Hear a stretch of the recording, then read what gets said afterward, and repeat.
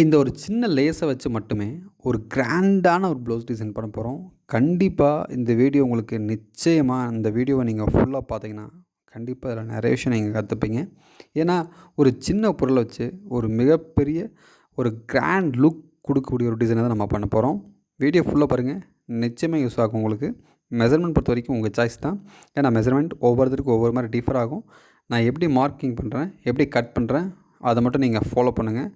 கண்டிப்பாக ஃப்யூச்சரில் நீங்கள் மிகப்பெரிய டிசைனர் ஆகிறதுக்கு வாழ்த்துக்கள்.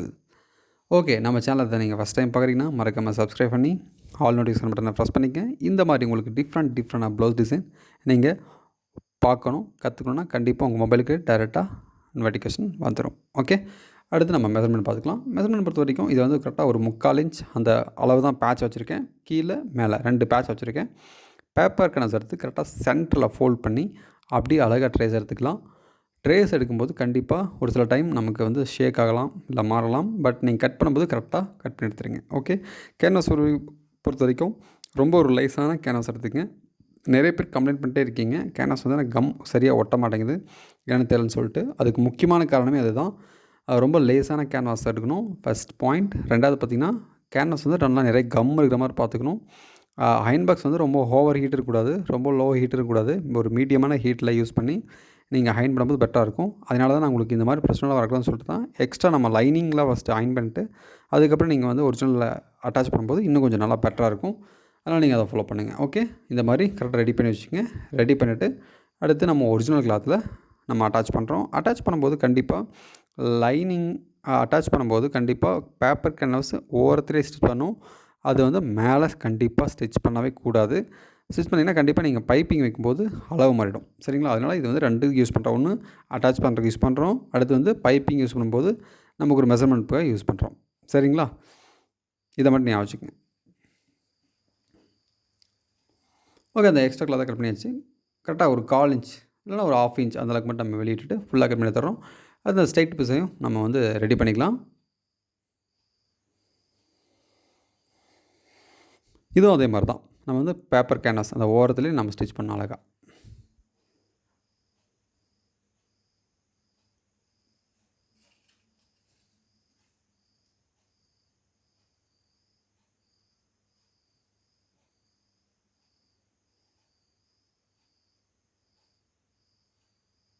அடுத்து நம்ம பைப்பிங் வைக்க போகிறோம். பைப்பிங் பார்த்திங்கன்னா கண்டிப்பாக நம்ம சிங்கிள் ஃப்ரெஷ் போட்டு யூஸ் பண்ணுவோம்.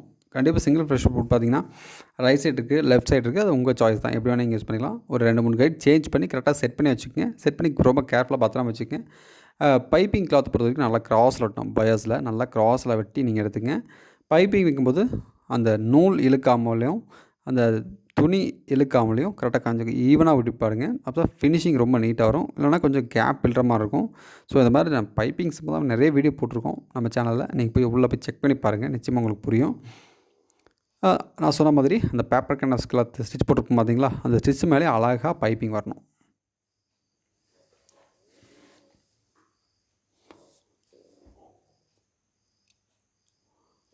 ஓகே, பைப்பிங் ஃபஸ்ட் கிளாஸாக வரணும்.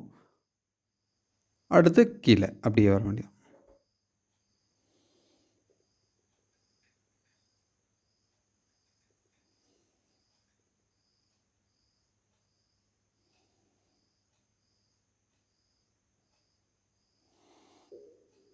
அந்த அவுட்டில் மட்டும் நம்ம வந்து அப்படியே மடித்து வந்து ஒரு அழகாக ஸ்டிச் போடலாம்.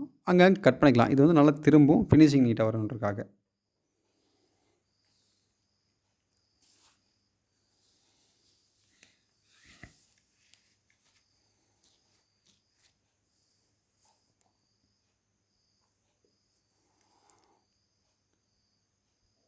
அழகாக ஸ்டிச் போடலாம்.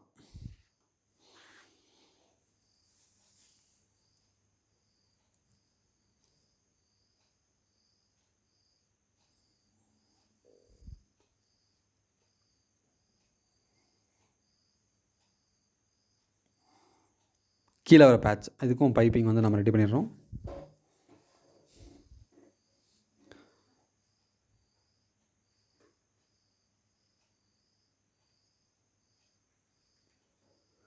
கீழே மட்டும் நம்ம ஸ்டிச் பண்ணிக்கலாம். ஏன்னா மேலே வந்து நம்ம அடித்து திருப்புறது தான், அதுக்காக தான். ரைட், அவ்வளோதான். ஒரிஜினல் கிளாத் லைனிங் கிளாத் நம்ம அட்டாச் பண்ணி வச்சுருக்கோம். சென்டர் கரெக்டாக மார்க் பண்ணி நீங்கள் அப்படியே ஸ்டிச் பண்ணிக்கலாம், ஒன்றும் பிரச்சனை இல்லை. உள் பக்கம் இருந்து நம்ம அடித்து திருப்பிக்கலாம். ரொம்ப ஒரு டிஃப்ரெண்ட்டான டிசைன், ரொம்ப ஈஸியாக இருக்கும். நமக்கு வந்து ஒரு காஸ்ட் எஃபெக்டிவாக இருக்கும். நமக்கு டெய்லரிங்க்கு வந்து ரொம்ப செலவு கம்மியாகும். பட் பார்க்குறதுக்கு லுக் ரொம்ப கிராண்டாக இருக்கும். இதில் நம்ம எக்ஸ்ட்ரா ஒர்க் பண்ணலாம். பட் அடுத்தடுத்து பார்க்கலாம். ஏன்னா நம்ம ஒரே டைமில் எல்லா வேலையும் பண்ண வேண்டாம். ஸ்டெப் பை ஸ்டெப்பாக ஒவ்வொன்றா கற்றுக்குவோம். ஒவ்வொன்றா உங்களுக்கு சொல்லித்தரேன். ஓகே, அப்படியே அடித்து மேலே திருப்பி ஒரு தையல் மட்டும் போட்டுக்கலாம்.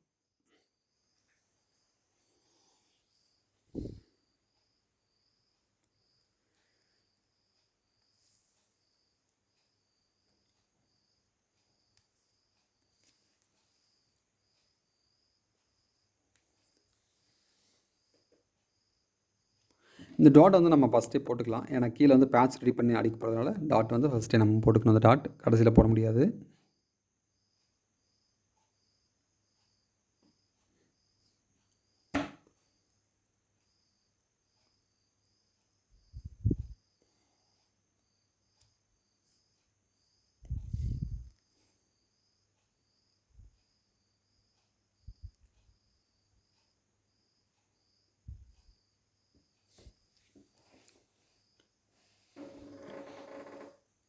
கீழே மட்டும் ஸ்டிச் பண்ணிக்கலாம், மேலே வேண்டாம்.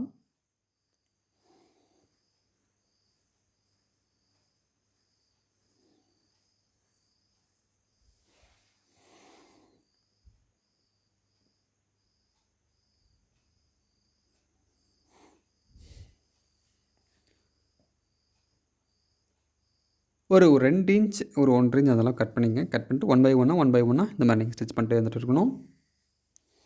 ஒரே மாதிரி வரணும். அதுதான் அந்த லுக் வந்து நல்லாயிருக்கும். கிராண்டாக கொடுக்கும் உங்களுக்கு. நல்லா கலர் கரெக்டாக உங்களுக்கு அமைஞ்சிருச்சுன்னா ரொம்ப ஃபஸ்ட் கிளாஸாக இருக்கும். இதில் ஒரு 2-3 கலர் இருக்குது. நீங்கள் உங்களுக்கு எது மேட்சாக இருக்கோ நீங்கள் அதை யூஸ் பண்ணிக்கலாம். காப்பர் கலர் இருக்குது, கோல்டு, நிறைய டிஃப்ரெண்ட் இருக்குது. பட் உங்களுக்கு எது கரெக்டாக சூட் ஆகுதோ நீங்கள் அதை யூஸ் பண்ணிக்கலாம்.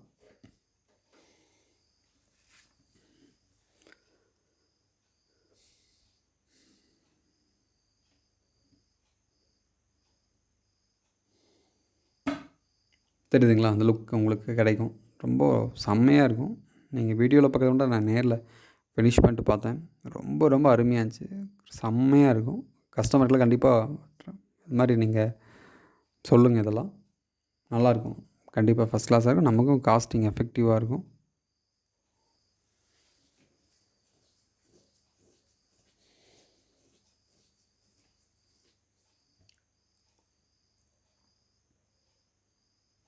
அவ்வளோதான், நம்ம மேலே வச்சு எனக்கு அடுத்து கீழே கிட்டத்தட்ட அந்த டிசைன் முடிஞ்சுது.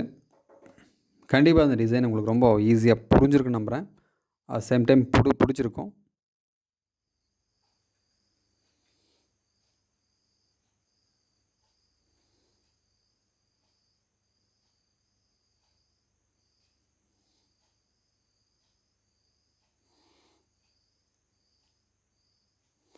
ஓகே, அடுத்து இதே மாதிரி நான் ஒரு ஃபஸ்ட் கிளாஸான ஒரு டிசைனில் சீக்கிரமாகவே உங்களை மீட் பண்ணுறேன்.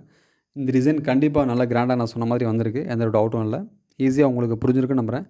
அப்படி புரிஞ்சிருக்குன்னா மறக்காமல் லைக் பண்ணுங்கள். முடிஞ்சால் எஸ் அப்படின்னு சொல்லிட்டு ஒரு கமெண்ட்ஸ் பண்ணுங்கள். கண்டிப்பாக நான் ரொம்ப ஹாப்பியாக பார்த்து அடுத்து இதே மாதிரி டிசைனில் மீட் பண்ணலாம். தேங்க்யூ, பாய்.